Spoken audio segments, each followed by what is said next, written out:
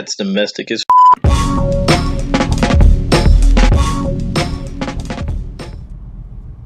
How is it going, guys? Today we're gonna go autocross the Scarface car, 500 horsepower on some old pretty bad tires, and hopefully we have a good time, so stick along. Should be a relatively short video, nothing really going on except for autocross. Maybe gonna end up breaking something. The U-joints in this car are pretty bad, the tires are pretty bad, so hopefully we have a good time. Hopefully we don't break anything here. It's a car show combination. So we're in Cumming, Georgia. As you can see, some people have already left pretty hard right here. The car show was last night too. But fun fact, this is the first car show I ever went to when I was around 14. So this should be fun. Stick along, enjoy the autocross, enjoy the videos.